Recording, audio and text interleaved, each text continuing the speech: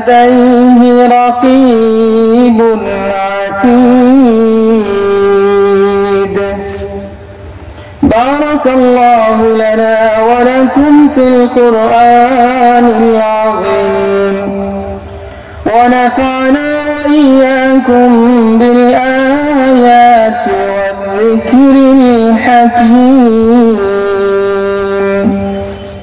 اللهم صل على محمد وعلى آل محمد كما صليت على إبراهيم وعلى آل إبراهيم إنك حميد مجيد.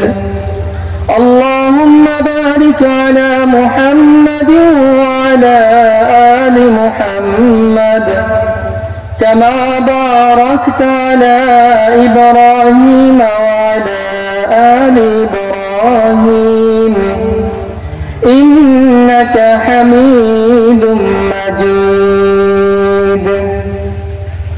مفتاح السنة বাটিয়ার সর মাদ্রাসা মুগলো বাজার দক্ষিণ সুরমা সিলেটের 48তম বার্ষিক ওয়াজ মাহফিলের সম্মানিত সদর, উপস্থিত দিন দরদি ইসলাম প্রিয় আল্লাহ রাব্বুল আলামিনের আশিকিন জাকিরিন, সর্বপ্রথম মহিয়ান গরিয়ান আল্লাহ সুবহানাহু ওয়া তাআলার আলিশান দরবারে অন্তরের অন্তঃস্থল থেকে উচ্চ কণ্ঠে কালিমাতুশ শুকর জ্ঞাপন করি আলহামদুলিল্লাহ।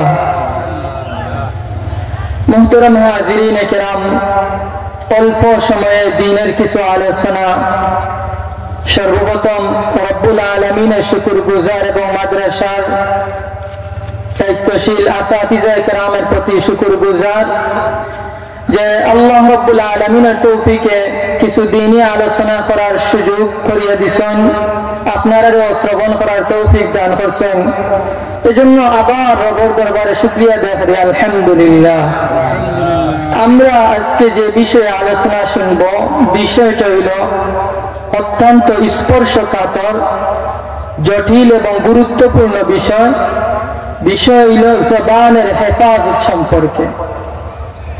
আমি রব্বুল আলামিনের দরবারে তৌফিক কামনা করছি, তিনি যেন আমাকে ইখলাসিয়তের সাথে বলার এবং আমল করার এবং আপনাদেরকে আমলের নিয়তে শ্রবণ করার তৌফিক দান করেন। সকলে বলুন আমিন।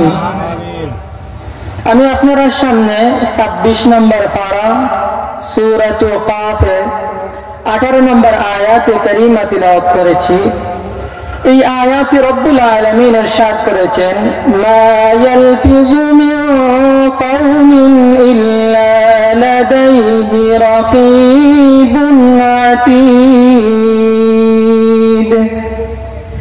মানুষ যে কথাই বলুক না কেন তা লিপিবদ্ধ করার জন্য তৎপর প্রহরী অর্থাৎ ফেরেশতা তার নিকট রয়েছেন। আমি ভালো কথা বলল ফেরেশতা লিপিবদ্ধ করেন, আপনারা ভালো কথা বলল ফেরেশতারা লিপিবদ্ধ করেন। আমরা খারাপ কথা বলল ফেরেশতারা সঙ্গে সঙ্গে লিপিবদ্ধ করেন। রব্বুল আলামিন আয়াতে বলেন, ওয়া ইন্না আলাইকুম লাহাফিজিন।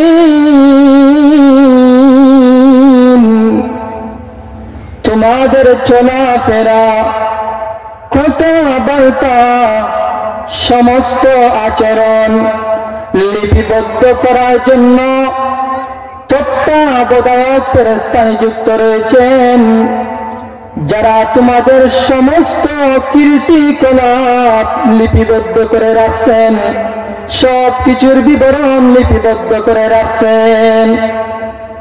ওই তত্ত্বাবধায়ক ফেরেশতাদের সম্মান দাম রব্বুল আলামিনের নিকট কেমন? রব্বুল আলামিন পরের আয়াতে বলেন, কিরামান কাতিবিন।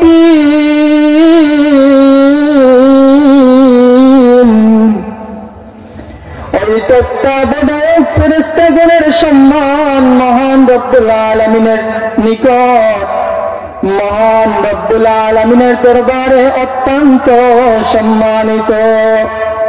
ওই লিপিবদ্ধকারী তত্ত্বাবধায়ক ফেরেশতাদের সম্মান আল্লাহর কাছে অত্যাধিক।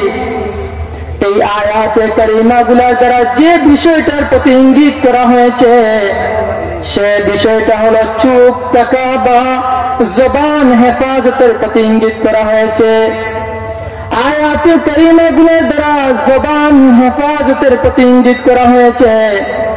জবান হেফাজত এটা বাংলা শব্দ, আরবি হলো হিফজুল লিসান। হিফজুল লিসান কাকে বলে? হিফজুল লিসান বলা হয় লা ইয়াতাহাদ্দাসুল ইনসানু ইল্লা বিল খাইর। একজন মানুষ শুধুমাত্র ভালো কথা বলে, আন কাবিহিল কালাম, খারাপ কথা থেকে বিরত থাকে। যেমন আনিল গীবাতি ওয়ান নামিমাতি ওয়া গায়রা যালিকা, গীবত করা থেকে নিজের জবানকে হেফাজতে রাখে, পরনিন্দা করা থেকে নিজের জবানকে হেফাজতে রাখে, সুগলখুরি করা থেকে নিজের জবানকে হেফাজতে রাখে। সমস্ত অন্যায় অনাচার বাদ খারাপ কথাবার্তা থেকে নিজের জবানকে হেফাজতে রাখা কি হিফজুল লিসান বা জবানের হেফাজত বলে। আরেকটা কথা হলো চুপ থাকা, নীরব থাকা। এর আরবি হলো আসন্ত, নীরবতা অবলম্বন করা। সন্ত নীরব থাকা।